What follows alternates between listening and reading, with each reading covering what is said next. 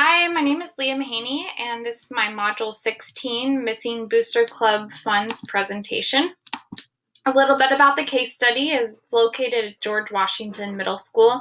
The school is relatively small. It has about 450 students.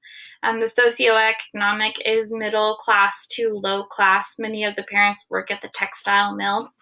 The parent involvement at George Washington is actually high. Both working and non-working parents volunteer to support school activities.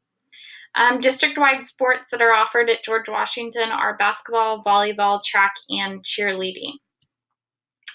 Activity volunteers. The Booster Club president requests that 2 parents work at concessions and 2 parents monitor the gate and the gate proceeds. The leadership in George Washington is Mr. Stevens. He's the principal but does not have an assistant principal. He's been there for about 4 years and is very active in both the PTA and the Booster Club. And he's also very well liked by students, teachers, and parents. Miss Alice Bowman is a big part of this case study. She's had 2 previous sons that went to George Washington Middle School, but currently her daughter Lucy is a 7th grader there and was just awarded an all-state cheerleading recognition. Mrs. Bowman has requested that the PTO support her daughter Lucy in her trip to New York, which would be about $798. After being denied by Mr. Stevens, she then collected gate fees at the last basketball home game, and she's always been a very active parent while both her sons and her daughter is at George Washington. Mr. Stevens is the principal at the school. Since he does not have an assistant principal to help him with those extra duties, he's usually fully occupied with supervisory duties during those games. During this last game, he didn't have time to oversee ticket sales and concessions, but he reasoned that he had many reliable parents and that he'd set up a careful accounting procedures, which made it difficult to mishandle funds. While standing at the entrance of the basketball game, he commented that one of his parents, Mr. Dummis, was paying that had a lot of money in his pocket, and Mr. Dummis told him that he had to pay for his ticket with a $50 bill. After the game concluded, Mr. Stevens locked everything up and made sure it was secure, and then he counted the money in front of a security guard before he deposited it. While counting the money, he didn't find Mr. Dummis's $50 bill, and he was also short $50 bill in ticket sales. What I know about this case is that Miss Bowman had requested $798 from the PTA for her daughter to go to all-state cheerleading parade, and that Mr. Stevens denied her request. He stated that he was very proud of Lucy, but those PTO funds were used to benefit multiple students or a majority of the students. During the game, Mr. Stevens could not oversee money collections and accounting because he was doing supervising duties. However, he did set up a pre-numbered ticket system and he had inventory of the concessions. Mr. Stevens did see Mr. Dummis fold several bills and put them into his wallet. However, he did not see Mr. Dummis actually pay with a $50 bill. Mr. Dummis said that he had just got paid, so he had to use that $50 bill for an admission ticket. During the game, Miss Bowman was collecting tickets, and she left a note in the ticket sales bag that ticket numbers 78 through 88 were not used because they were torn. Mr. Stevens counted both concessions money and ticket sales money in front of the security guard and checked his previous records. Ticket sales matched ticket numbers sold, but the money did not match up. What I need to know in order to further investigate the situation is if other workers were collecting ticket sales at the gate, if anyone saw Mr. Dummis pay with the $50 bill, if the district had policies on where torn tickets were supposed to go, or where torn or damaged tickets were supposed to go. And did anyone from the game retain their tickets? And if so, does anyone have numbers 78 through 88, which Miss Bowman claimed were torn and she couldn't use? What is the policy on taking bills larger than $20? And if they do have a policy on that, was there enough in the register to give Mr. Dummis the correct change for a $50 bill? And then did Mr. Stevens have anyone else count the money to ensure that there was not a mistake in him counting it? My proposed plan of action would be to check ticket sales in the surrounding areas for missing tickets as well as misplaced funds. Then I would casually ask others that were working the ticket sales or around at the time if they saw Mr. Dummis pay with a $50 bill. However, when asking around, Mr. Stevens needs to make sure that he doesn't make accusations towards Mrs. Bowman. If the stories don't match up, then I would suggest that Mr. Stevens contact the district superintendent, attorney, or treasurer, depending on district policies. And then after talking to them, he needs to follow suggested steps according to their suggestions as well as district policies. And then if law enforcement's involved, he just needs to be diligent about working with them. Resolving issues based on promoting student success. In this case, the issue is that $50 of ticket sales is missing from the bank collections bag. And the resolution to this would be to follow district policies and conduct a thorough investigation of missing funds. He needs to make sure that doing the investigation, he doesn't make accusations towards anyone or involve unnecessary outsiders in the situation.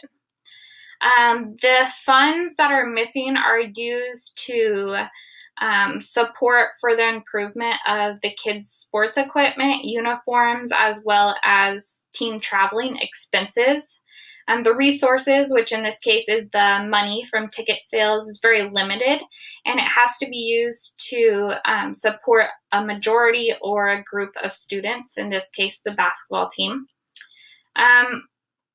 I know that Mr. Stevens has a very strong relationship with parent volunteers, and in this investigation, it may end up that nothing is concluded, or in the other case, if parents found out that there was missing money and he didn't do anything about it, they may be very upset. Since Mr. Stevens doesn't have an assistant principal, he wasn't able to supervise the accounting and ticket sales at that game, but he usually relies on parent volunteers.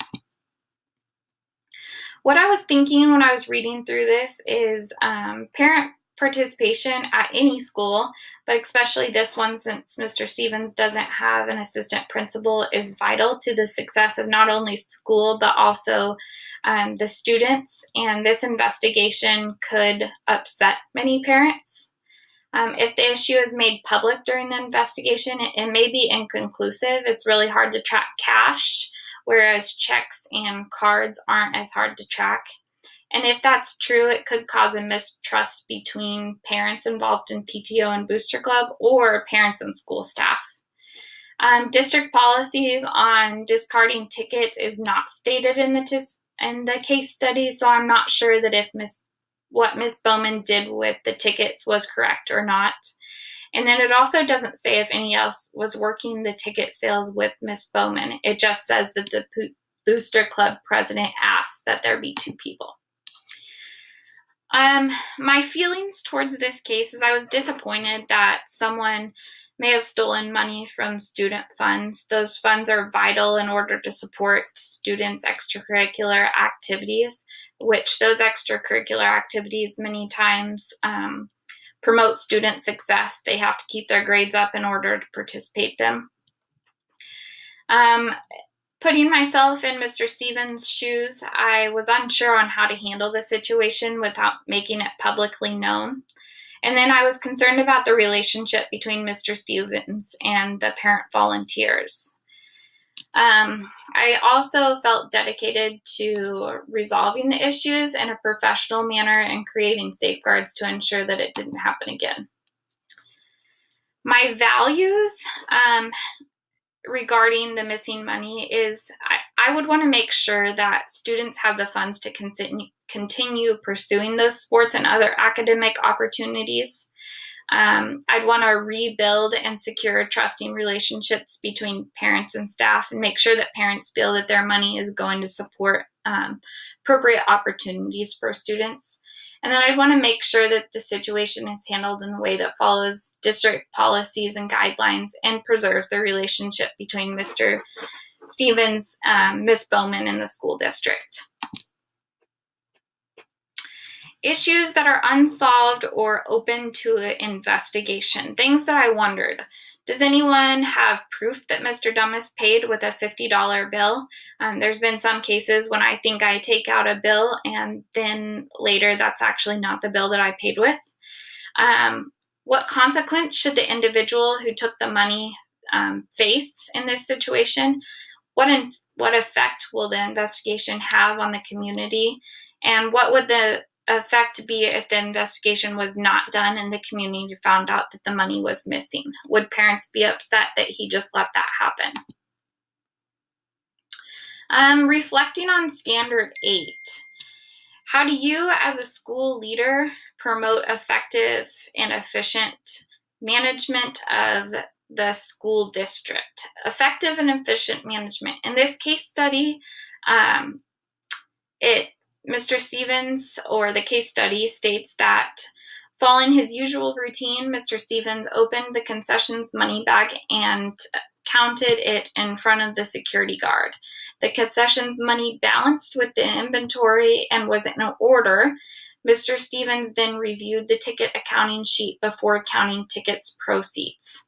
In this case, that statement concludes that Mr. Stevens has made sure that he counted the money in a secure place and that he counted the money with a witness that ensures that others know that he's not taking those profits. And it also shows that he's reviewed the accounting sheet to accurately assess the amount of money that should have been collected. The next example that I found in the case study for effective and efficient management is that Mr. Stevens tactfully stated that while he valued Lucy's contributions to the cheerleading squad and also was proud of her accomplishments, that he didn't feel it was appropriate for the PTA to expand limited resources on behalf of only one student. Mr. Stevens told Ms. Bowman that PTA money was to be used in order to benefit all or a majority of students. What this tells me is that Mr. Stevens has acknowledged her accomplishment, and so that Mrs. Bowman doesn't feel that he's downplaying her accomplishment, and that he has also stated that the funds were to be used to benefit all or most students. So he has an effective and efficient management plan and is not going outside of those boundaries. The third one that I found is that he reasoned that reliable parent and careful accounting procedures made it unnecessary for him to closely supervise parent volunteers. Mr. Stevens knew that pre-numbered tickets and an inventory of concession items made it difficult for funds to be mishandled. This tells me that he's thought about situations such as this that could occur, and he's set up a plan or a system to prevent these things from happening. And if they do happen, he has a way to go back and look through and see maybe if he can figure out what did happen. The next one that I reflected on was to ensure that social learning of all students was taken care of. And in this case, the first evidence that I found in the passage is that Daniel Stevens is the current principal at George Washington Middle School, and he has been there for 4 years, and he's very liked by both parents, teachers, and students.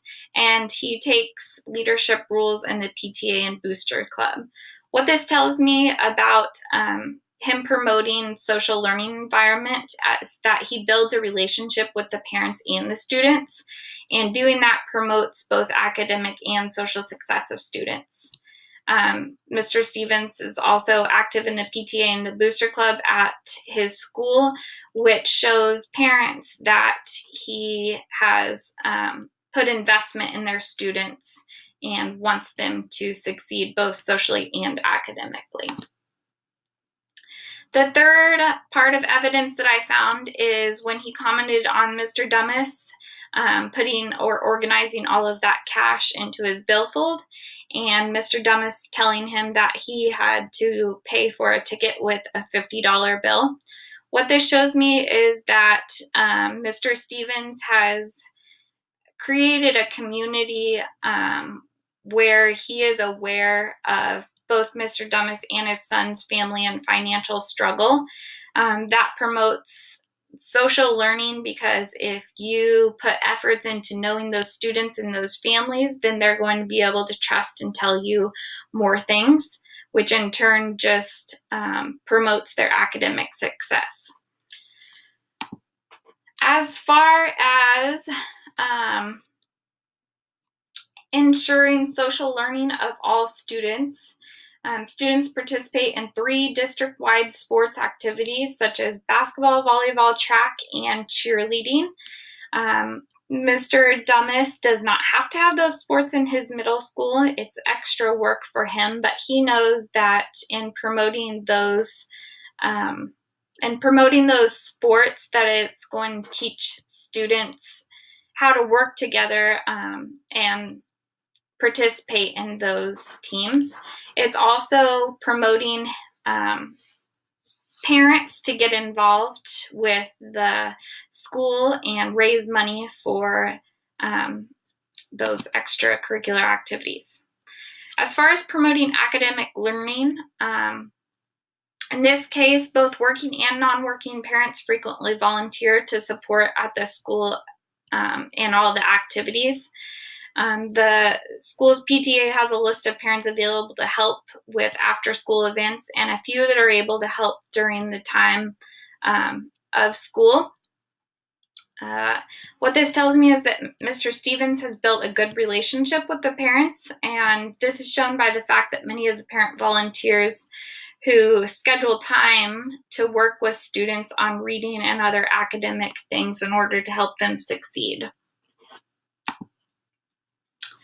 The second piece of evidence that I found that Mr. Stevens was promoting academic learning was that students were able to participate in 3 district-wide sports activities.